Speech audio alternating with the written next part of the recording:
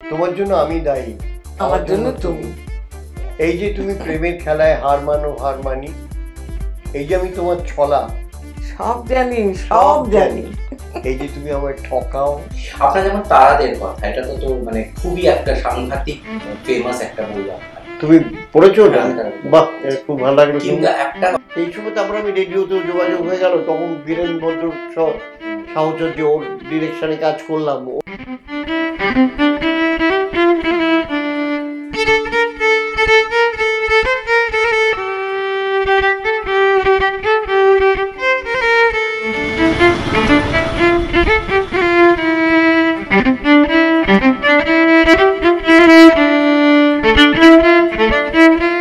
কথার ম্যারাথন বা টকাথন উইথ শুভদীপ আপনারা তো সবসময় জানেন, সবসময় দেখেন, এবং আপনারা এটাও জানেন যে আমার সাথে যারা আসেন তারা শুধুমাত্র আমার প্রিয় ব্যক্তিত্ব নয়, আপনাদেরও খুব কাছের কিছু মানুষজন। আজকে আমার সাথে যে দুজন প্রবাদ প্রতিম ব্যক্তিত্ব আছেন তাদের জন্য কোনো রকম ইন্ট্রোডাকশন তো আমার মনে হয় প্রয়োজনই নেই।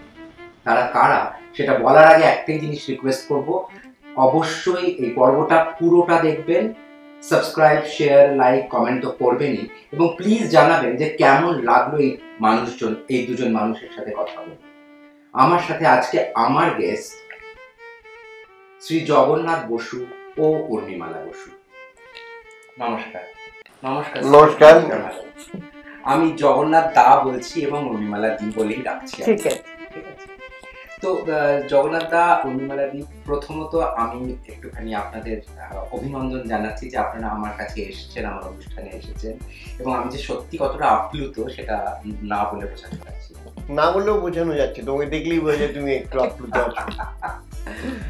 আচ্ছা, আমরা যে কথাগুলো বলবো এর মধ্যে না কোনো ইন্টারভিউ কিছু নয়, আমরা আমাদের জাস্ট গল্প। ঠিক আছে, তুমি বলো না, আমরা খুব গল্প করতে পারি, আমরা আড্ডা মারি।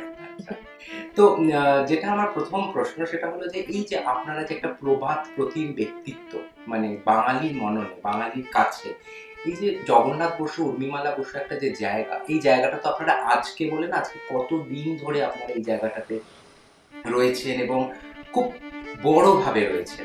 আমি not taking the right words, কিন্তু এই যে এই জায়গাটায় থাকতে থাকতে এখন আপনাদের কি মনে হয়, হোয়াট নেক্সট, কোথায় এর পরেরটা কি? তুমি বলবে না? না, আমি পরের কথা খুব একটা ভাবি না, এখন নিজে যা আছে বর্তমানটাই ভাবি, এবং এটা চিরকালই সিরিয়াসলি কাজটা করে এসেছি, আজও করি। এরপরে কি হবে এটা ভেবে আর লাভ নেই।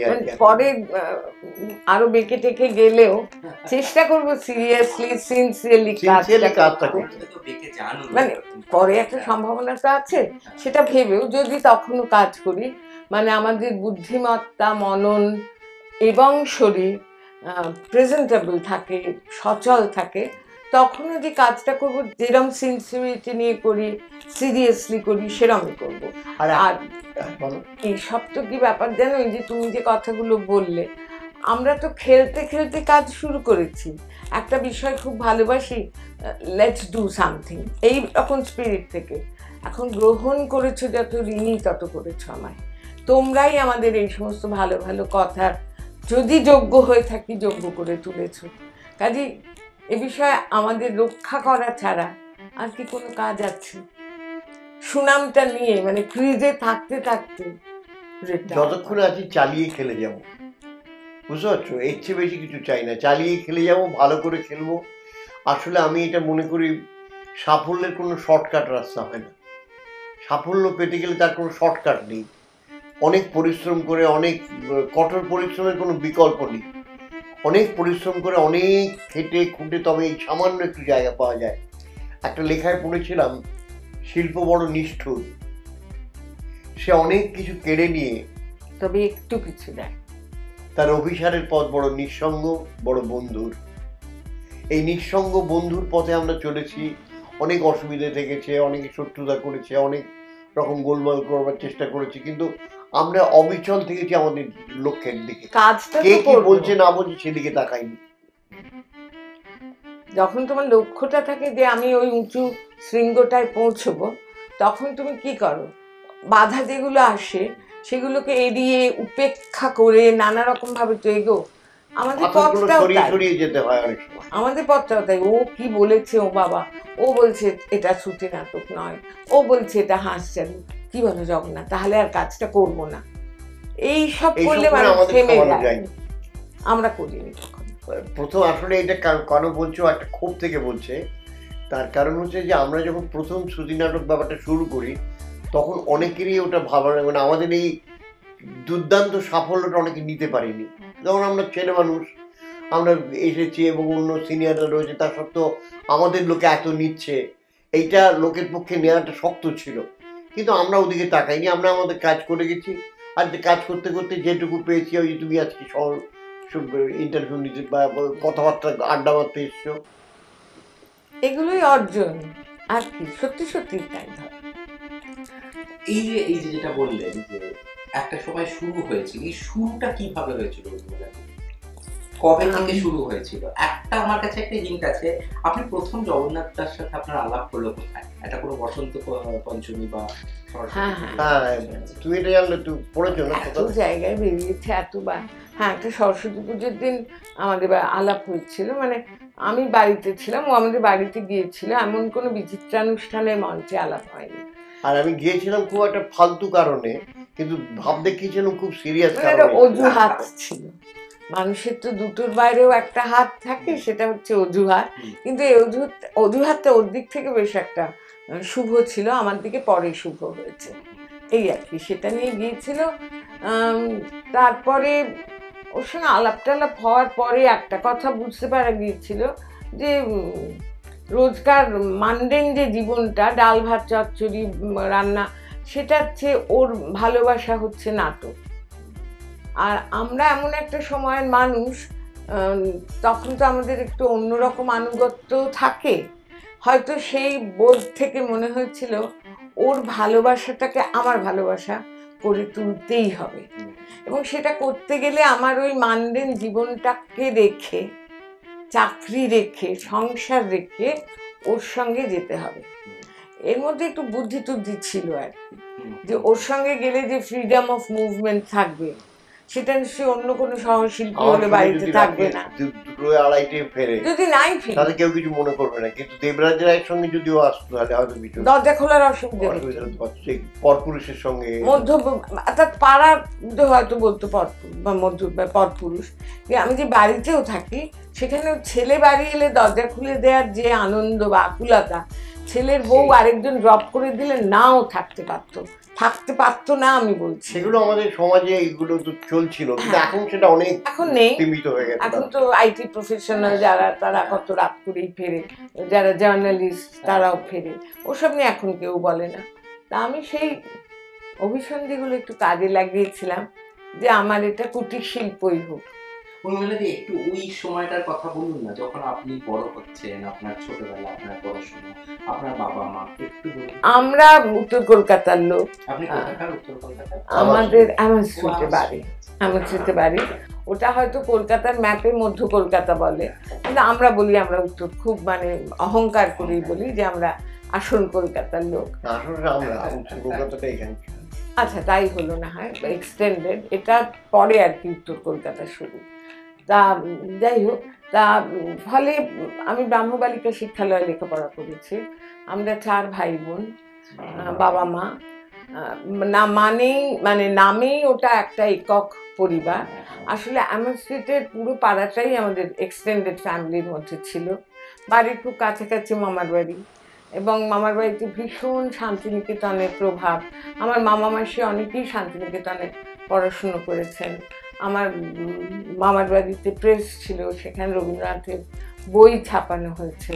সুতরাং আমাদের পরিবারে খুব ছোট থেকে আরেকজন মানুষও থেকেছেন, রবীন্দ্রনাথ, সেটা মায়ের জন্য, প্লাস আমার স্কুল।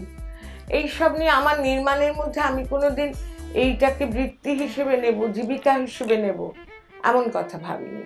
কিন্তু আমার মধ্যে একটা বসুধৈব কুটুম্বকম ব্যাপার আছে, সকলকে আপন করে নিতে পারি। আর আছে যেটা, সেটা হচ্ছে কৃষ্টির দিকে একটা স্বাভাবিক ঝোঁক আছে, যা কিছু সুন্দর, যা কিছু একটু অন্যরকম, সেগুলোর প্রতি একটা ঝোঁক আছে। আর জগন্নাথের সঙ্গে বোধহয় আমার সেই জায়গাটাতে সে তো বোঝাই যাচ্ছে আমাকে তাহলে তুমি গ্রহণ করলে কেন, একটা মিল হয়েছিল। তখন তো অত বড়ও ছিলাম না, গ্রহণ তো তোমাকে ভীষণ ভালো লাগছে বলেই করতাম, কিন্তু তারপরে দেখা যেত ফাটল। যথেষ্ট সুন্দর করে এটা হাসলে, হ্যাঁ মানে তার মধ্যে আত্মবিশ্বাস আছে, কলার তোলা একটা ব্যাপার আছে। দেখি তা উর্মিমালা দেখি বরাবরই খুব সুন্দর। কি বাবা, কিন্তু বলে ওর সুন্দরের চেয়ে আমি ওর ব্যক্তিত্বর মুগ্ধ ছিলাম। ব্যক্তিত্ব, ওর বুদ্ধিমত্তা সুন্দর বটে। এখন দিনকে দিন আরো বলছে, লোকে বেশি বলছে। এখন ওর সাজগোজটা এমন ভাবে আরো এগোচ্ছে, তাদের লোকে আরো বেশি করে বলতে আরম্ভ করেছে সুন্দর সুন্দর সুন্দর, মানে আপনি কেন অতটা নেই, উনি তো খুবই। কিন্তু যেটা হলো, এই যে যেটা বলছে যে এখন আপনার আরো লোকের সৌন্দর্যের দিকে কথা বলছে, আপনার একটা নিজস্ব স্টাইল স্টেটমেন্ট আছে। এই স্টাইল স্টেটমেন্টের জন্য কি আপনি অনেক খেটেছেন? যেমন ধরুন একটা এরকম একটা সাদা, তার সাথে একটা কন্ট্রাস্টের কালার, তার সাথে আপনার অর্নামেন্টস। তো আপনাকে দেখে উর্মিমালা বসু, অফকোর্স আপনি নিজে একটা নিজস্ব ব্র্যান্ড, যেটা জগন্নাথের সাজগোজে আমার অনেক হাত দশ আছে। এটা হয়তো কিছুটা হলেও পুরুষ মহিলার একটা ব্যাপার থেকে থাকে, কিন্তু আপনি খুব কনসিয়াস এফর্ট দিয়ে কি সাজে বরাবরই যে আমি বাচিক, এই যে বাচিক তো পরে আসছি, কিন্তু আমি যদি বাচিক শিল্পী নাও হতো, এটা আমাকে বলতে দেবে। ওর একটা প্রোগ্রামে যাওয়ার আগে ওর যে সাজটা যখন থেকে আরম্ভ করবে এবং যে চিন্তা করবে, যেটা আমি চিন্তা করছি এইটার সঙ্গে, ওটা কি অনুষ্ঠান সেটা চিন্তা করি, সেখানে মানানসই সাজ পাবি, ব্যাপারটাই একদম আলাদা। মানে সেটা আমি তো উঠবো, একটা জামা গলিয়ে নেবো, চলে যাবো। একদম অসত্য, ক্যামেরার সামনে অসত্য। উর্মিমালা বসু তার সব ঠিক করে দেন, যবে থেকে এসেছেন 52 বছর, তার এটাও কাজ, তার এটাও কাজ। আর আমার ব্যাপারটা তা না, আমাকে একজন শিল্পীকে আমি বলেছিলাম আমি ছবি বুঝি না, সে আমাকে বলেছিল, বললে মানবো, বুঝি না। আপনি যে এত সুন্দর করে ছোট্ট ছোট্ট করে মিলিয়ে সাজেন, হ্যাঁ আপনি বোঝেন না। হ্যাঁ, এইটা কি জানো তো, এটা আমি যদি বাচিক শিল্পী নাও হতুম, আমি ধরো জগন্নাথ বসুর স্ত্রী রিজু ঋদ্ধির মা, তাহলেও আমার মনে হয় আমি এরকমই হতুম। কারণ আমার মাকে আমি দেখেছি, আমার মায়েরা লিপস্টিক টিপস্টিক দেননি কোনো দিন। আচ্ছা, আমার মা তো টিপও পরতেন না। কোনো তরুণ বয়সে মাকে কেউ বলেছিল যে ইউ লুক সেক্সি, টিপ পরার পরে। সুতরাং এটা এত অসভ্য কথা যে আমার মা জন্মে টিপ করেননি। কিন্তু মাকে দেখেছি, মা সাদা শাড়ি পরতেন, কিন্তু পাড়ের সঙ্গে মিলিয়ে ব্লাউজ পরতেন, এবং সকালবেলা থেকে শি ওয়াজ অলওয়েজ প্রেজেন্টেবল। সেটা কিন্তু স্নো পাউডার, আমি কিছু মেকআপ করা, আমরা লিপস্টিক দিই, লিপস্টিক না দিলে আমি যদি যাই তোমাদের মনে হবে আমি রাগ করেছি, রাগি রাগি দেখতে লাগে। মানে এগুলো এত বেশি আমাদের অভ্যাসের সঙ্গে মিশে গেছে। আমি খুবই পছন্দ করি, ঘরদোরও খুব সুন্দর করে রাখবো, পেরে উঠি না। কারণ এটা হয় কি, এটা 1 লাখ যদি তুমি চাও না, সুন্দর করে থাকতে পেরে উঠবে না। আর সহযোগীরা যদি একটু এলোমেলো হয়, ওটা হয়ে ওঠে। কিন্তু আমি ভালোবাসি। তোমার জন্য আমি দায়ী, আমার জন্য তুমি। এই যে তুমি প্রেমের খেলায় হার মানো, হার মানি, এই যে আমি তোমার ছলা, সব জানি, সব জানি। এই যে তুমি আমায় ঠকাও, তোমায় ঠকাই আমি, সবের জন্য আমি দায়ী, আমার জন্য তুমি। জগন্নাথ, আপনার ছোটবেলা একটু বলুন। আমি তো স্পোর্টসম্যান ছিলাম। অনেকেই জানে না, আমি জানি পিকে ব্যানার্জির সাথে আপনার একটা খুব ভালো সম্পর্ক। সে লেখা পড়েছে বড়, সেটা তখন তা এইটাই যে জগন্নাথ, আপনাকে আমরা চিনি হচ্ছে খুব একটা মানে আপনি অনেক বেশি ভারী মানুষ। মানে আপনি কখনো আকাশবাণী বা কখনো কলকাতা দূরদর্শন হেড করছেন, কিন্তু আপনি যে আপনার লেখক, এটা কিন্তু অনেক লোক হয়তো জানে, এতদিনে জেনে গেছে, খুব ভালোভাবেই জেনে গেছে। আপনার লেখা নিজে অজস্র প্রকাশ পেয়েছে, দেশে আপনার লেখা বেরিয়েছে। আমি জানি না আনন্দবাজারেও হয়তো অনেক না, মানে ধারাবাহিকভাবে তো না, ধারাবাহিকভাবে সে তো বেরিয়েছে। আপনার যেমন তারাদের কথা, এটা তো মানে খুবই একটা সাংঘাতিক ফেমাস একটা বই। আপনার তুমি পড়েছো? বাহ, খুব ভালো লাগলো। কিন্তু একটা কথা আমি একটু জানতে চাই যে আপনার সাথে পিকে বন্দ্যোপাধ্যায়, যে আপনি বলেন তো স্পোর্টসম্যান ছিল, স্পোর্টসম্যান থেকে এরকম একটা আর্টের ফর্ম বলে দিচ্ছি। সেটা আমি আমার মানে 100, 200, 400 মিটারে আমি পড়তাম একটা খুব ভালো স্কুলে, তখনকার স্কটিশ চার্চ কলেজের স্কুল। ওই যেমন বললো ব্রাহ্মকার ব্রাহ্ম বালিকা শিক্ষালয়, কলেজের স্কুলে। এবং আমাদের ওখানে এক্সট্রা ক্যারিকুলারের বিরাট খবর ছিল আর কি। আমি লেখাপড়ায় যত না ভালো ছিলাম তার চেয়ে ভালো ছিল ওই 100, 200, 400 আমার প্রায় সময় আমি বেঙ্গল পর্যন্ত গেছি। বেঙ্গলে যখন গেছি, জানি না জানে কিনা, বেঙ্গল পর্যন্ত যখন, আমি বলতে পারলে খুব খুশি হই আর কি। মানে আমি স্পোর্টস, কেউ বিশ্বাস করে না, আপনি স্পোর্টস, হ্যাঁ স্পোর্টস। এবং আমি বেঙ্গলে গিয়ে যখন স্কুলের প্রতিনিধিত্ব করতে বেঙ্গল লেভেলে গেলাম, সেই ঢাকুরিয়া লেগে সেটা হয়েছিল, এবং আমি 4th হয়ে যাই। এই যে না, এটা বা কি রোল, 4th বা, আমি তো 3rd পর্যন্ত বা হতে পারে, 4th তো বেরিয়ে গেল, ছিটকে গেল। ওই ছিটকে যাটা আমি আর নিতে পারিনি আর কি। আমি ভেবেছিলাম আমার মধ্যে স্খলন হচ্ছে, আমার কিছু পতন হচ্ছে, যার জন্য আমার ভেতর থেকেই স্পোর্টসম্যান সত্তাটা বেরিয়ে যাচ্ছে। ওই তখনই ঠিক করলাম যে আমি তখন আবৃত্তিও করি এবং নাটকও করি আর স্পোর্টসও করি। আমি বলবো এই দুটোর মধ্যে ওইটাকে ছেড়ে দিয়ে এবার ওইটা পেয়েছি। স্পোর্টস আমি তো বেশি দিন করতে পারবো না, কিন্তু এটা তো আমি অনেক বছর পর্যন্ত করতে পারবো। খেলাধুলো এই যে ব্যাপারটা, শিল্প সংস্কৃতি, এটা তো একটা লোক 80 বছর ছাড়িয়ে গেলেও করতে পারবে, কিন্তু ওখানে তো 25-30-এর বেশি আর যাওয়া যাবে না। তো আমি বাস্তববাদী ছিলাম, আমি ওই পথটাকে বেছে নিলাম আর কি। এবং ওখান থেকে তারপর থেকে আমি একেবারেই নাটকের দল তৈরি করা, স্কুল পেরোনোর সঙ্গে সঙ্গে নাটকের দল তৈরি করা, এক্সপেরিমেন্টাল নাটক করা এবং নাটকের বই পড়া। তখন ইউএসআইএস লাইব্রেরি ছিল আমাদের ওই এসপ্ল্যানেডের মধ্যে, ওখানে গিয়ে আমি বেশ পড়াশোনা করতাম। মহাজাতি সদর লাইব্রেরিতে বঙ্গীয় সাহিত্য পরিষদের মেম্বার হয়েছিলাম। নাটক নিয়ে তার দেখতে গিয়ে পড়াশোনা করাটা আমার একটা হ্যাবিট ছিল। আমি এদের প্রত্যেকের লেখা পড়তাম তখন, শ্রমিক বন্দ্যোপাধ্যায়, অজিতেশ বন্দ্যোপাধ্যায়, রুদ্রপ্রসাদ সেনগুপ্ত, শম্ভু মিত্র, কুমার রায়, এদের লেখা টেখা পড়ে আমি নিজেকে সমৃদ্ধ করার চেষ্টা করতাম, তৈরি হতাম। ওইগুলোকে আমি নিজেকে তৈরি করেছি। এটা কিরকম সময়টা? এটা সময় তো সে বয়স আমার বেড়েছে বিজনে, এই সময় তারপর আমি রেডিওতেও যোগাযোগ হয়ে গেল। তখন বীরেন ভদ্র সাহচর্য, ওর ডিরেকশনে কাজ করলাম। উনি আমায় কিছু কিছু আইডিয়া, ওর সঙ্গে খুব গল্প করতাম। আমি খালি জানতে চাইতাম, আমার একটা জিনিস ছিল, আমি খালি সিনিয়রদের কাছে জানতে চাইতাম, এটা বললো ওটা কী করে হয়েছিল, ওটা আপনি এরকম করলেন কেন, ওটা তো ওটা না করলেও হতো, কেন করে, মানে তুমি বুঝছো না বলে আমাকে বোঝাতে আরম্ভ করো। এইভাবে আমি মানুষকে, আমি রক্তকরী পড়তে গিয়ে শঙ্খ ঘোষের বাড়ি গেছি, গিয়ে বলছি আমি একটু বোঝানো হয়, এই জায়গাটা আমি বুঝতে পারছি না। আমার এরকম একটা ছেলে মানুষ, ছেলেরা রোগা বালক ভাবটা যায়নি, ওই বাবাটা। এটা একটা সাংঘাতিক জিনিস মেলাতে, যে একটা মানুষের অদম্য ইচ্ছে, এইটা আমার ছিল খুব, মানে এখনো আছে, মানে এখন কমে গেছে। এখন আমি ছোটদের কাছে শিখি, এখন আমি ছোটদেরকে আমি মাঝে মাঝে যখন ওয়ার্কশপ করি, আমরা একটু ইমপ্রম্পটু টেস্টের ছোট ছোট এ দিয়ে করিয়ে যখন দেখি একজন অত্যন্ত ভালো করছে, তখন নিজের মনে হয় যে ওর মতো তো আমি পারবো না, ও কতটা এগিয়ে গেছে। আমি কিন্তু হচ্ছে অনেক সিনিয়র, কিন্তু আমি ওর ওই ব্যাপারটা আমার ভেতরটা দুলিয়ে দেয়।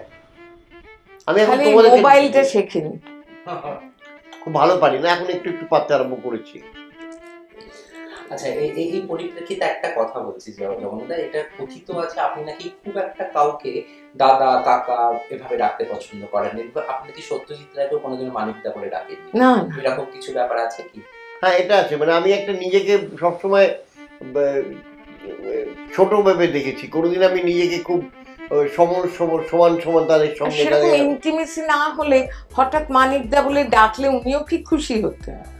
সেটার জন্য তো সময় ওকে দেখানো, আমরা দেখানোর পরে বিশ্বাস করি না। আমি ওইটা নেই আমার। আমরা ধৃতিমান চট্টোপাধ্যায়কে ডাকলাম, এটাকে ডাকলাম রীনাদি, অপর্ণাকে বললাম। ধৃতিমান চট্টোপাধ্যায়কে আমরা সুন্দর বলবো না, আমরা ধৃতিমান বাবু বা ধৃতিমান চট্টোপাধ্যায় বলেই চিনি। সেই রকম ইন্টিমেসিতে গেলে দেখবে অটোমেটিক্যালি বেরিয়ে আসছে। এই যে প্রেমাংশু বসু ওর কাকা ছিলেন, হ্যাঁ, প্রেমাংশু বসুকে নিশ্চয়ই জানো, দেয়ানেয়ার, যার জন্য আর কি নায়ক, অনেক ছবিতে কাজ করেছেন। এখন এই দেখো, প্রেমাংশু বসু সম্পর্কে বলতে গেলে তোমার আগে কাকুটাই আসবে, কারণ সেই নিবিড় সম্পর্কের লোক। তার যারা নন হ্যাঁ ওই তুমি যেটা বলছো ওইটা ওইভাবে কোনোদিন কাউকে, তবে এরকম কথা তুমি কোথায় শুনলে? এরকম তো কোথাও লেখা বেরোয়নি কিছু।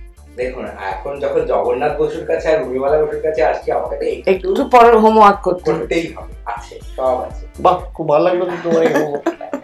আরেকটা জিনিস, সুনীল গঙ্গোপাধ্যায়, আপনার সাথে তো সুনীল গঙ্গোপাধ্যায়ের একটা মানে কি বলবো একটা খুব নিবিড় সম্পর্ক ছিল। হ্যাঁ ভালোই সম্পর্ক, নিবিড় না বললেও ভালোই সম্পর্ক ছিল। তো এই যে উনি স্নেহ করতে, কেন আমি ওর বহু নাটকে রেডিওতে হয়েছিল এরকম, বহু নাটকের নায়ক আমি, অর্জুন, গভীর গোপন, আরো অনেক, আমি অত নাম করতে পারবো না, ঈর্ষা, বহু গল্পের নায়ক আমি। এবং সেই সময় ওর সঙ্গে কথাবার্তা হতো, আমি যেতাম আনন্দবাজারে। সুনীলদার সঙ্গে যে ও আমি একদম ভীষণ এরম ভাবে মিশেছি তা নয়, কিন্তু সুনীলদার স্নেহ বা ভালোবাসাটা এমনই ছিল যে ভেতরে না, ও যখন কথাটা বলছে আমার মনে হচ্ছে সুনীলদা আমাদের বড্ড কাছের মানুষ ছিলেন। এবং সুনীলদা চলে গেলে আমি ও দুজনেই আমরা না সেই স্নেহটা মিস করি। এই যে জগন্নাথ, উর্মিমালা, মানে আমি যখন সুনীলদার সঙ্গে আমার দ্বিতীয় পরিচয় আমার মনে আছে, জগন্নাথ তখন রেডিওতে কোনোভাবে আলাপ করিয়ে দিয়েছিল। শিশির মঞ্চের দুপাশে সাজঘর, তো মাঝখান দিয়ে কবিরা যাচ্ছেন, তার মধ্যে আমি ওই সব মানে উৎকর্ণ হয়ে যে সব ডালা দাঁড়িয়ে থাকি, সুনীল গাঙ্গুলি, শক্তি চট্টোপাধ্যায় যাবেন দেখবো বলে, আমিও তাদের ভিড়ে। আমার পরিষ্কার মনে আছে এগুলো শিক্ষা। উনি আমাকে এই যে উর্মিমালা কেমন আছো বলেছিলেন, আমার তো জীবন ধন্য যে সুনীল গাঙ্গুলি আমাকে ডেকে বলেছেন। সেই সঙ্গে এই পাঠটাও আমি নিয়েছি যে সত্যিকারের বড় মানুষ, তার ব্যবহারটা কিন্তু ওর উপেক্ষা করে চলে যাওয়ার নয়। আমি একটা ছোট্ট একটু বলতে পারি, একটা ছোট্ট কাহিনী। মানে আমি ওর সঙ্গে একটা রাত্রি একসঙ্গে একটা ঘরে ছিলাম, মানে একটা অনুষ্ঠান করতে গিয়ে উনি একটু পান টান করছিলেন তখন, মানে উনি এতটাই পান করছিলেন এবং এত সহজভাবে, আমি তখন ছেলে মানুষ একটু, মানে আমার এবং এই ছেলে মানুষের জন্য এখন নিজে লজ্জাই করে। আমি ফটো বললো, আপনি কি আরো খাবেন? তার উত্তর উনি চোখটা লাল করে বলে, তোমার কোনো অসুবিধা করেছি? তারপর দেখি ভোরবেলা উঠে দেখি যে আমার আগে উনি, মানে ঘুম থেকে তো তারপর আমার আগে আমি ঘুমিয়ে পড়েছি, জানলার কাছে দাঁড়িয়ে আছেন, পাখি ডাকছে, বর্ধমানে একটা গেস্ট হাউসে, আর উনি দাঁড়িয়ে দাঁড়িয়ে সিগারেট খাচ্ছেন। আর আমার হচ্ছে উনি কি কোনো প্লট ভাবছেন, কোনো এ করছেন। আমি ও আরো আশ্চর্য দেখছি। সেই উনি যখন চলে গেলেন তখন আমি একটা টেলিভিশন শো করছিলাম, সকালবেলায় ছিল শোটা। আমি শুনলাম যখন, তখন শোটাকে সুনীলদার ওপর নিয়ে গেলাম, যেটা করতেই হয়, মানে মাঝরাতে সৌমিত্র মিত্র খবর দিয়েছে এইভাবে ওর চলে যাওয়াটা, ওকে নিয়ে আমার অনেক। আর একটা ছোট্ট বলবো একটা, নিশ্চয়ই না না না তোমার দেরি হয়ে যাবে, তোমার কতক্ষণের শো এটা যাই না। একবার হচ্ছিল কি, উনি একবার একটা পার্টিতে গিয়েছিলাম, ওর বাড়িতে হচ্ছিল, উনি ছিল একটু 31st পার্টি, ওই যে সুনীলদা স্টাইলে মদ্যপান করতে গিয়েছিল। ওটা আমি ভাবলে এত রাগ হয়, মানে উনি খাচ্ছেন আমিও খাচ্ছি, উনি খাচ্ছেন আমিও খাচ্ছি। তারপর উনি বললেন আমার দিকে চেয়ে, উনি জগন্নাথ তুমি একটু ফাস্ট খাচ্ছ। উনি তো জানেন আমি খুব খাওয়ার দায়ের লোক নয়, কিন্তু উনি খাচ্ছেন মানে আমার তখন একটা প্রেস্টিজে লাগছে যে আমার থেকে এত বয়সে বড় হয় উনি খেতে পারেন, কিন্তু আমি পারবো না। তারপর অন্য লোকেদের সবাইকে উইশ করছে হ্যাপি নিউ ইয়ার বলে, আমি একটা মেয়েকে বললাম যে হ্যাপি বার্থডে, সে দৌড়ে আমাকে গিয়ে বললো, মাসি তোমার বরকে তুমি খেতে দাও, আমাকে হ্যাপি বার্থডে করছে। সুনীলদা হওয়া সহজ নয়। তখন উনি আমাকে বলেছিলেন একটা কথা, সেই দিনই বলেছিলেন, তুমি তো একটু লেখো, তুমি যা নিজের অভিজ্ঞতা হবে সেটাই লিখবে, অন্যের মুখে জাল খেয়ে লিখবে না বলে। আমিও একদিন এই বেলগেছিয়ার ওখান থেকে, যেখানে তোমরা নামলে আর কি, ওই দিক থেকে আস্তে আস্তে আসছি, এক বাবার মেয়ে কথা বলছি, তুমি আমাকে এই দিলে, তুমি আমাকে ওই দিলে, ও আমাকে দাওনি, তুমি দিদিকে সব দিয়ে দিয়েছো, দিদিকে সব দিয়ে। আমি ভাবছি যে এই তো প্লট পেয়েছি, গল্প করতে এইটা নিয়ে একটা স্টোরি তৈরি হবে। তারপর বসে আর লোকটা ওকে সিগারেট খাচ্ছে আর এরকম কথা বলছে। তারপরে এই পর্যন্ত এসে যখন দেখলি যে কিছুই পাচ্ছি না, আমি বাড়ির মধ্যে ঢুকে এলাম, তখন আমি শুনলাম বলছে লোকটা, দেখলি হারামিটা সব শুনে গেল। আমি একটা সুনীলদার কাছ থেকে জ্ঞান নিয়ে একটা হারামি শুনে আমি আর ভাবলাম যে লেখা টেখাগুলো আপনারই থাকা, আমি আমার যেমন সত্যি নাটক করছি করতে দিই। আচ্ছা জগন্নাথ দা, উর্মিমালা দি, আপনাদের দুজনকেই বলছে, আপনারা তো এত সিনিয়র, এত কাজ করেছেন বাচিক শিল্পে, এই মুহূর্তে দাঁড়িয়ে এই শিল্পটার অবস্থা কিরকম? আপনার কি মনে হয় সেই তো মানে সেই উর্মিমালা বসু, পার্থ ঘোষ, সৌমি ঘোষ, মানে তারপরে কে, হু ইজ নেক্সট? না দেখো কি আছে আর কেন নেই, এটাও কি আপনার মনে হয় কখনো যে বাচিক শিল্প কোন দিকে যাচ্ছে?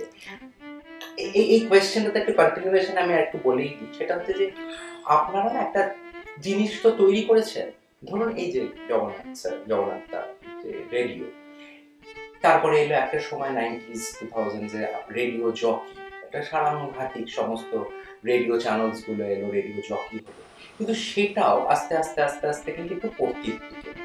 কিন্তু আমি আবার এখানে একটা ছোট জিনিস বলি, যখন জগন্নাথ দা একটা অনুষ্ঠান করলেন রেডিও জকি হিসেবে, সেটা একটা একটা চ্যানেলের জন্য, এবং কদিন আগে আমরা দুজনেই করি। হ্যাঁ আপনি দুজনে করেছেন, তাছাড়া তো জগন্নাথ স্যারের ওটা তো সাংঘাতিক কালীঘাট হয়েছিল, মানে আমি ও সেটা অন্যটা, হ্যাঁ ও বাবা। আমরা যখন মর্নিং ওয়াকে হাঁটতে যেতাম, দেখতাম যে বয়স্ক মানুষরা, অল্প বয়সীরা কানে কিন্তু ওই নয় হাতে ওই শোনা যাচ্ছে জগন্নাথ স্যারের গলাটা, আর নয়, আমি বারবারই স্যার বলে দিচ্ছি, আর নয় ওই এটা। আমার না যেটা খুব অবাক লাগে উর্মিমালাদি আর জগন্নাথ দা, সেটা হচ্ছে যে আপনি এলেন এবং জয় করলেন ওইটুকু টাইমের মধ্যে, ঠিক আছে, এই জায়গাটাতে তো কেউ পৌঁছতে পারছে না, বা আমার মনে হয় খুব কতিপয় কয়েকজন পৌঁছেছে বাচিক শিল্পে, কিন্তু তারপরে কি বাচিক শিল্প এখন কোথায় দাঁড়িয়ে আছে? এটা কি করে বলবো, এটা বলা খুব, তুমি বলো না। যেমন যখন শুরু হয় ওর একটু সংশয় ছিল, কারণ ও তো একটা রেডিওর বেশি রোম্যান্টিক কাজকর্ম বেশি করেছে। তা আমার মনে হচ্ছে ওর ভেতরে খুব আধ্যাত্মিকতার প্রতি ঝোঁক আছে, ভেতরটা অন্যরকম। আমি বলছিলাম তোমার ভেতরে আছে, you are the right person, তুমি যাও না, করো না। এবং ইটস প্রুভ যে এটা কী ভাবুন কীরকম সাফল্য। আমি কোনো জায়গায় গিয়ে দেখেছি যে ওকে মানে অবতার জ্ঞানে লোকে প্রায় প্রণাম করছে, নাতনির মাথায় হাত দিয়ে এই ধরনের ব্যাপারটা করছে। কাজে এটা দেখেছি, এটার হওয়ার মূলে কিন্তু অন্য কোনো কিচ্ছু নেই, যেটা পড়ছে সেটা বিশ্বাস করে অনুভব করে বলা, এটা ছাড়া কিন্তু অন্য কিছু কারিগরি তো নেই। আর একটা ব্যাপার হচ্ছে কিছু পড়াশোনা, অত জ্ঞান তো নেই, পড়াশোনাটাই দেখো তুমি, এই ভর্তি কালিকতার জন্য সব বই আছে, এগুলো কেন হয়েছে, এগুলো মানে আমাদের মধ্যে যেটা এখনো আছে, যেটা পরবর্তী প্রজন্মের খানিকটা কম, তারা উপর চালাগিরি মেরে দিতে চায়। আমি ইঙ্গিত ঠাকুরটা করছি, রাত্রির বেলা এইভাবে মেরে দেওয়া যায় না। রাত্রির বেলা ও আমাকে বলছে তুমি দেখছো পথে টেলিভিশন, কে করবে এখন কেউ এরকম? আমি কে করবে না করবে জানি না, I have to remain honest to my job. একটা প্রোগ্রাম ওর আমার যে ডিসকাশন হয়, আমি বিয়ের পর আমার শাশুড়ি মা আমাদের একদিন বলেছিলেন যে কোনো বড়বউকে এরকম দেখিনি, শুধু কোনটা নাটক হতে পারে এই নিয়ে আলোচনা করে তাদের সময় কেটে যাচ্ছে। সেটা চলছে তখন তো আমার একটা এমন ভাবে ইনভলভ ব্যাপারটার মধ্যে, কোথায় হবে ঠিক, কোথায় ওর সঙ্গে ডিসকাশন, এইখানে এটা করো, ওইখানে তুমি বলো, তুমি ওই গল্পটা পড়তে পারো, এই যে ব্যাপারটা, এই যে আমরা একটা মানে দিন রাতের ব্যাপার আর কি, এমন নয় যে শুধুমাত্র সবাই নয়। আমি তোমায় বলি, এই সিনসিয়ারিটিটা না থাকলে, সিনসিয়ারিটিটা এখন কেন হচ্ছে না, এখন সিনসিয়ারিটিটা ল্যাক করছে, একদম বাংলায় ল্যাক ভাবছে যে ওই করে মেরে দিয়ে চলে যাবো। ব্রতটি কি একটা অসামান্য জায়গায় গেছে, ম্যাজিকে তো যায়নি, সিনসিয়ারলি যদি বন্দ্যোপাধ্যায় ম্যাজিকে যায়নি, আজও ম্যাজিক করে না, আজও ম্যাজিক করে না। এই যে কোন অনুষ্ঠানে কেমন সাজবো, কোন অনুষ্ঠানে কি কবিতাটা বলবো, এটা কিন্তু পার্ট অফ মাই হোমওয়ার্ক, ব্রতটি, সুমন্ত্র খুব ভালো বলে, আরো নাম বলতে গেলে না অনেক সময় মনে পড়ে না, কিন্তু সেটাও কোটিতে গুটিক, যারা সিনসিয়ারলি কাজ করছেন, করে এগোচ্ছেন, যারা করবে তারা যদি সিনসিয়ারলি করে, তাড়াহুড়ো, একটা অদ্ভুত তাড়াহুড়ো, কিচ্ছু শিখিনি, স্কুল খুলে গেল, কিচ্ছু শিখিনি। একটি মেয়ের সঙ্গে বহু বছর বাদে দেখা হলো, সে মেয়েটি আমার কাছে শিখতো, মাস 2-3 শিখেছিল, তা আমাকে দেখেই বললো, আমারও খুব ভালো লাগলো, পুরনো মেয়ে, এক গাল হেসে দিদি একটা ছবি তুলবো, হ্যাঁ নাও না, তারপরে দেখলুম তার এতে লেখা রয়েছে যে পরিষ্কার এইভাবে যে উর্মিমালা বসুর সঙ্গে দেখা হলো, উনি চিরকালই আমার শ্রুতি নাটক অসম্ভব ভালোবাসেন, এখনো উনি সেরকমই করে আমাকে করলেন, কিভাবে নিজের মানে সেটা প্রচারটা করছে। আমার সঙ্গে তার শ্রুতি নাটক নিয়ে একটাও কথা হয়নি, এবং তাকে আমি যে 2 মাস শিখিয়েছিলাম তাতে শ্রুতি নাটকও শেখায়নি, এবং খুব ভালো বলার অবকাশ পাইনি। সেই জায়গায় তো সে 2 মাসে পৌঁছতে পারেনি। কাজে এইসব যেটা বলে না যে কোনো শর্টকাট রাস্তা ধরাটা এখন অভ্যেস হয়ে গেছে। ছোট্ট এই কথা বলছি, গুরু কিভাবে তৈরি হয়। হ্যাঁ, শাহিদ একজন শিষ্য গেছে, গিয়ে বলছে তুমি আমার শিষ্য চেলা করে নাও। তখন আরে বাবা তুই বউ অনেক খাটনি, তুই পারবি না। বলে কেন, কি খাটনি? বলে তোকে বার্তন ধুতে হবে, তোকে অমুক জায়গায় যেতে হবে, জল আনতে হবে, তোর পক্ষে এটা তুই পারবে না। তুমি অনেক শুনে শুনে বলো, তাহলে বলছি যে এটা খুব তুমি আমার গুরু করিয়ে দাও, গুরুই বানিয়ে দাও, আমি কিছু করবো, তুমি আমার গুরু বানিয়ে, মানে গেটে বলে তুমি ওই গুরু বলে অত পরিশ্রম নেই। আর মেন্টার কিরকম হবে জানো, সেরকম গুরু একটা ব্যাপার আছে যে তোমার মধ্যে সম্ভাবনাগুলো খুঁজে বার করবে। সেই সম্ভাবনা যে তোমার মধ্যে আছে তুমি নিজেও জানো না, কাজে তোমার হচ্ছে না, পাচ্ছে না, নিভিয়ে না দিয়ে তোমার এইটা হতে পারে, এইটা হবে, এই বোধটাও তোমার মধ্যে জাগিয়ে দেওয়া, এই বোধটাও জাগিয়ে দেওয়া। এইসব বিবিধ কারণ দুপক্ষেই আছে, এইসব কারণে হচ্ছে না। এখন যেমন বড় লেখা লোকে পড়তে চায় না, তেমনি বেশি সময়ও কেউ কিছুতে দিতে চায় না। মানে বড় বড় নাটক না, সবটাই ছোট। রিল বলছে, রিল না কি হয় হয়েছে না তোমাদের, ওই ছোট একটুখানি 1 মিনিট, ওই 1 মিনিটে আপনি কি নাটক করবেন, কি আমরা ধরো আমাদের দুজনকে যদি শ্রুতি নাটক করতে বলে, কোথাও বলে যে আপনাদের 3 মিনিট সময় বরাদ্দ, আমরা করি না, রিফিউজ করি। 3 মিনিটে আমি কি করব?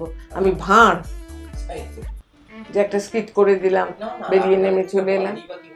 আর আরেকটা হলো যে যেটা আরেকটা, সেটা হচ্ছে যে এই যে যেটা খুব সুন্দর একটা কথা বললেন উনি, মানে যে আজকাল সবাই খুব শর্টকাটে একটা নাম কামানোর ব্যাপার থাকে, ওই তো বললাম তো, ওইটা তো বললাম যে আমি আরেকটা হচ্ছে যে আমি এখন অদম্য ইচ্ছে মানুষের দেখেছি, আমি কতগুলো স্টেজ করলাম, আমি এই কনসেপ্টটাই জানতাম না। আমি এখন তুমি কি জানো যে এখন দেয়া নেয়াটা এরকম টাকা পয়সাতে হয়, আমি তো একটা 15 মিনিটের করতে গেলে তাকে এই টাকা দিতে হবে। আমি সেটাই বলছি, আমার কথা লাগে, আমি জাস্ট একটু বলছি, সেটা হচ্ছে আমি একটা সোশ্যাল মিডিয়াতে আমি এটা নিয়ে কথাও বলেছিলাম যে যে বাচিক শিল্পীদের কেন টাকা দিয়ে দিয়ে নিজের অনুষ্ঠান, মানে ধরুন একজন কোনো হোতা, সে একটা আমরা জানি করে ফেললো, এবারে 5টা লোককে বললো যে তুমি আমাকে 50 টাকা, ওকে 100 টাকা, তাতে লোকে করছে কি আমি অনেক বেশি স্টেজ পাবো, আমাকে লোকে অনেক, কেউ আমার মনে আছে এই is this the right way, কখনো হতে পারে, কখনো এটা কেউ চেনে তোমার, আমরা হাসি মনে মনে দুঃখ পাই এদের জন্য, মায়া করে যে তুমি একটা মাসে 15 টাকা 15টা স্টেজ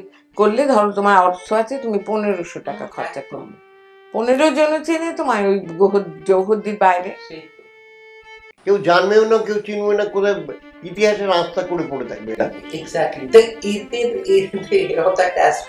এদের জন্য আপনাদের কি মেসেজ? এরা যে চাই না, এদের শুভবুদ্ধির উদয় হোক, চৈতন্য হোক, অত সহজে জগন্নাথ বসু, উর্মিমালা বসু হওয়াটা, আমি আমাদের নামও করছি না, তুলনাও করছি না, সার্থক হওয়ার ব্যাপারে যে রাস্তা আছে, যে ভাবনা আছে, চৈতন্য হোক, এই করে হয় না। এই বিচারে কি বলবো, এগুলো না এক একটা সময় ট্রেন্ড আসে, আবার কেটে যায়, ওরা ওদের ভুল বুঝতে পারবে, তখন ওই 1500 টাকার জন্য আক্ষেপ হয়তো করবে, বুঝতে পারবেই, কারণ সত্যি সত্যি তো কিছু হবে না, আর কেউ কাউকে জায়গাও দেয় না। কতদিনের থাকবে? অনেকে বলেন জগন্নাথ বসু, কেউ এসছে অল্প দিনে ইনিংস খেললে হয়ে যাবে, আর কেউ আছে লম্বা ইনিংস খেলে। বাবু মানি এলেম দেখলেন, জয় করলেন, আগেকার খেলোয়াড়। এনিওয়ে, আমি যেটা বলতে চাইছি যে আবার আরেকটাও থাকে, উর্মিমালা বসু, জগন্নাথ বসু আমাকে তো সুযোগ দিলেন না। আরে সুযোগ কেউ কাউকে দেয় না, সুযোগ করে নিতে হয়, তুমি এমন ভাবে তৈরি হও যাতে তুমি ইন্ডিসপেন্সেবল। অনেক সুযোগ দিয়েছি, অনেক সুযোগ দেওয়ার চেষ্টা করেছি, ওভাবে হয় না, কিছু ওভাবে হয় না। তুমি নিজেকে ইন্ডিসপেন্সেবল প্রমাণ করো না, এই চরিত্রটা তোমাকে ছাড়া আমি ভাবতে পারছি না, এই হচ্ছে এই চরিত্রটা ছাড়া তোমাকে আমি ভাবতে পারছি না, তখনই আপনাদের দুজনকে এবার আমার, মানে আমরা তো মোটামুটি শেষের দিকেই এসে গেছি। একটা প্রশ্ন, এই যে একটা দেখেছি যে পারফর্মিং আর্টিস্টদের, ধরুন অনুষ্ঠানের অর্গানাইজার, তারা না কোনোভাবে টাকা দিতে খুব মানে টাকা দিতে চায় না, মানে ধরুন ও আচ্ছা গান গাইবে, একটা গান গাইবে তো, দুটো গান গাইবে তো ঠিক আছে, তার জন্য ধরুন শিল্পী কোনো একটা টাকা চাইবে, ধরুন আমি 5,000 দেবো কি 10,000 দেবো, কিন্তু সেই খরচাটা তারা করতে রাজি হয় না। কিন্তু এইভাবে তো কোনো শিল্পকে এগিয়ে নেওয়া যায় খুব আনফরচুনেট এই ব্যাপারটা। না আনফরচুনেট সেখানে কিছু ব্যাপার আছে। একবার নাম করছি না, পরে বলবো, একজন বাংলা গানের বড় শিল্পী, তা আমাকে একজন চেনা জানা আমাদের যারা অস্ট্রেলিয়াতে নিয়ে গিয়েছিলেন সিডনিতে অনুষ্ঠান করতে, তিনি আমায় বলেছিলেন তাকে চাই, তার সঙ্গে আমাদের বন্ধুত্ব আছে, ওরা জানেন। তা আমি বলেছিলাম দেখো আমি যোগাযোগ করে দেব, অন্য কোনো কথা বলবো না। তা আমি যখন ফোন করে বললাম তুই একটু কথা বলবি, তোর সঙ্গে এরকম কথা বলতে চাই, বললো শোন কথা বলার আগে তুই একটা কথা বলে দিবি যে আমি কিন্তু ইকোনমি ক্লাসে যাব না, এবং বম্বের আর্টিস্টদের ওরা যখন নিয়ে যায় তখন তাদের যা টাকা দেয় তাদের চেয়ে অন্তত আমাকে 1 টাকা বেশি দিতে হবে, তারা যদি এই প্রপোজালে রাজি হন তাহলে আমরা যাব। এখানে ভদ্রলোক সম্পর্কে যার যা ধারণা, আমার ধারণা তার না এই আত্মসম্মান বোধটা আমি এখানে লক্ষ্য করব এবং শিক্ষা নেব। আমি যদি নিজেকে ছোট করি, আমি যদি কালকেই আমাকে হঠাৎ একটি ছেলে ফোন করে বললো আমি অমুক বলছি, এখন সেই নামে আমি 5 জনকে চিনি, তা আমি জিজ্ঞেস করলাম কোনজন, সে আমাকে একজনের রেফারেন্স দিয়ে বললো আমি আপনার সঙ্গে ফোনে কথা বলতে চলে এসছেন তো 15ই আগস্ট অমুক হলে, এই অমুক অমুক আসেন। আমি কেন বলো তো, আমার সঙ্গে তো তোমার, আমি তো বাবা মনে করতে পারছি না, আমি তো ভুলে গেছি, আমি অন্য কাজ নিয়েছি। না না আপনাকে তো বলেছিলাম। তাহলে অনারিয়ামের কথা কিছু হয়েছে? বললো বলুন আপনার কি চাই। আমি বললাম এটা তো আমি এরকম করে বলতে পারছি না, তোমাকে তো আসতে হবে, তোমাকে তো আসতে হবে। তাহলে আমি যার রেফারেন্সে আমাকে নাকি ফোন করেছিল তাকে জিজ্ঞেস করে জানাবে। আমি তখন বললাম আমার অনারিয়ামের কথা তার সঙ্গে কেন হবে, ওটা তো আমার সঙ্গে হবে। আমি জানি এটা নিয়ে আমি নিন্দিত হব, কিন্তু আমি নিন্দাটুকু চাই। আমি খারাপ ব্যবহার করি, আমি উন্নাসিক, আমি এই নিন্দাটুকু চাই, আমি এই নিন্দাটুকু চাই। আমি এই বয়সে আমার শ্রম দেব, হ্যাঁ এটা তো ভালোবাসার নয়। লাভস লেবার লস্ট, আমি বিশ্বাস করি। লাভস লেবার লস্ট, শেষ পর্যায়ে একদম শেষ, সেটা হচ্ছে যে আপনারা তো দুজনে দেখলাম খুব রং মিলিয়ে ড্রেস করেছেন, আপনিও ভায়োলেট স্যারও ভায়োলেট, আমি বের করে দিয়েছি। এইবারে আমি জাস্ট একটুখানি 2 কি 3টে কোয়েশ্চেন করছি উর্মিমালা দিকে, জগন্নাথ স্যারের ভালোবাসার জিনিস, ঠিক আছে? জগন্নাথ স্যারের বা জগন্নাথ দার প্রিয় খাবার কি, কোন কুইজিন বা কোনটা খেতে উনি সবসময় ভালোবাসেন? মাটন। আর উর্মিমালা দির ফেভারিট ফুড, যেটা উর্মিমালা দির, আমি তো নামগুলো জানি না, ইংরেজি নামগুলো। সিয়াসিড নাকি ওটা কি? চিয়াসিড। এইটা হচ্ছে উর্মিমালা হতে পারে না, ওসব খাবার খায় ওসব দেখলে তুমি কেঁপে উঠবে। আমি তো কেঁপে উঠতাম, যে মানে আমার নিজের একটা অক্ষমতা মনে হতো যে বলতে পারতে অ্যাটলিস্ট পোস্ত বিউলি ডালটা বলতে পারতে, এটা একটা খাওয়া। না না যা দেখে কি দেয় পাঁচ থেকে দেখি ফেভারিট খাবার চিয়াসিড, জগন্নাথ বসু বললেন। আমি দেখছি, দেখতে পাই আর কি, যা ইদানিং দেখতে পাই। রং সব রকমই ভালোবাসে, রং হলো না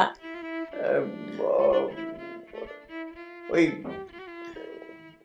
না, এটা আমি বলতে পারবো না, কেন এত রকম আছে, এত তাও এটা হতে পারে না জগন্নাথে যে আপনি উর্মিমালাদির ফেভারিট রং জানেন না, আপনি একটু ভাবুন।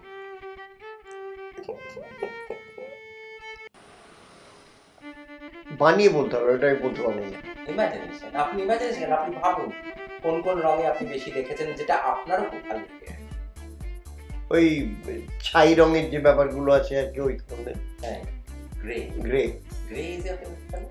অনেকটা গেল ওয়ান অফ মাই, মানে আপনার কি হোয়াইট কালার বলে? অফ হোয়াইট বা ওই রং ধরনের ওইটা। হ্যাঁ, একটু প্যাস্টেল, একটু সাবডিউড রং ভালোবাসি। আর জগন্নাথের ফেভারিট লেজার? ঘুমই তো হয়, দিন রাত ঘুমোয়, আর নইলে টেলিফোনে গপ্প করা। আর উর্মিমালাদির ফেভারিট লেজার? Telephone conversation. জগন্নাথের সিরিয়াল দেখেন? না। জাকিয়া, আমার খুব ভালো লাগলো আপনাদের সাথে কথা বলে, কিন্তু আপনি রংটা নিয়ে এতটা কেন যে? আর এটা আমার একটু দুঃখ হলো, টেলিফোন কনভারসেশন বললো না রান্না। আচ্ছা হ্যাঁ, এখানে দারুণ জিনিস কি, তা তুমি মানে কি ভালো রান্না করো? আমি রান্না করতে ভালোবাসি, লাভ কুকিং। আমার ম্যাক্সিমাম, তবে রান্নার নিয়মটা হচ্ছে মানে ও যদি প্রিয়, ধরো তুমি যদি ওর প্রিয় হও, সেদিনের রান্না যা হবে অন্য দিনরা এলে সেই রান্না যে হবে না। এগুলো হিংসুটে মিল না না, একদম হিংসুটে, এটা একদম সত্যি কথা। আপনি কি বাঙালি রান্না মানে আমাদের? না, সব রকম রান্না ভালোবাসি, মানে হয় না আমার ক্যারামেল ক্যাপটারও হতে পারে।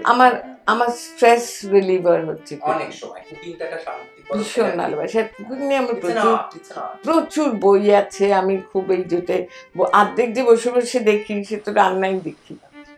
মানে এটা তুমি বলবে যে ও আপনি বই দিকে রান্না করেন, হ্যাঁ করি।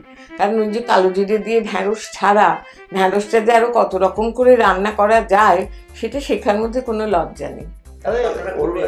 আরেকটা জিনিস আছে যেটা কথা হলো না, অদ্ভুতভাবে জ্ঞান দিতে পারে মানুষকে, মানে এমন জ্ঞান দেবে না, মানে তোমাকে মানে ওইটা একটা মারাত্মক জিনিস। কিন্তু মানে তুমি সবাইকে মন্ত্রমুগ্ধ করে দিতে পারে ও। আমার মনে হয় যদি মানে মানুষকে মানে কোনো অসহায় অবস্থায়, এই অবস্থায় যেমন আমি যেমন চুপ করে থাকবো, ও সুন্দর করে সাজিয়ে গুছিয়ে বলে তাকে এ করতে পারে। এটা বড় অদ্ভুত। টিচিং কোয়ালিটি, এটা হ্যাঁ, টিচিং কোয়ালিটিটা আছে সবাইকে। মানে আমি হয়তো যে পছন্দ তাকেই নিয়ে বেশি মেতে উঠলাম, ও কখনো তা করবে না। ভেতরে বুঝলেও অন্যদেরও সমান গুরুত্ব দেওয়ার চেষ্টা করবে। এই সবগুলো হচ্ছে, এগুলো তোমরা তো জানো। আর একটা মানুষ যখন ডিস্ট্রেসড, তখন সে কি চায়?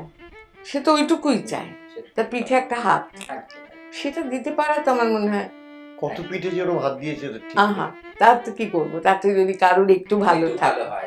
আর এটা তো আমি কোনো যে সচেতন ভাবে করছি না, ওরাই বলে।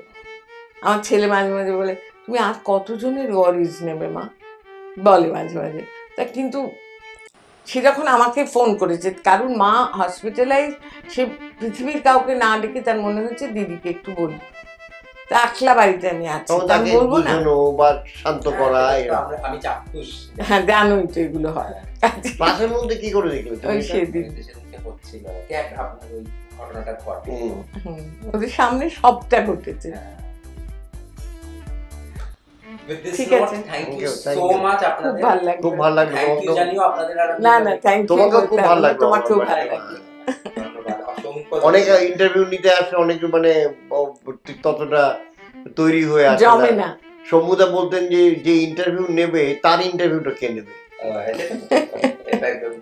আর তারপরে আপনাদের মতো ব্যক্তিত্ব যদি আমি কেন, যদি কেউ আসে তার তো একটা অবশ্যই একটা সার্টেন আইডিয়া নিয়ে আসা উচিত, এবং পড়ে আসা উচিত, দেখে আসা উচিত। যাই হোক, একটা রিসার্চ। থ্যাংক ইউ, খুব ভালো লাগলো। Thank you so much. আপনারাও দেখলেন, নিশ্চয়ই ভালো লাগলো। যদি ভালো লেগে থাকে অবশ্যই শেয়ার করবেন, কমেন্ট করবেন। আর নমস্কার।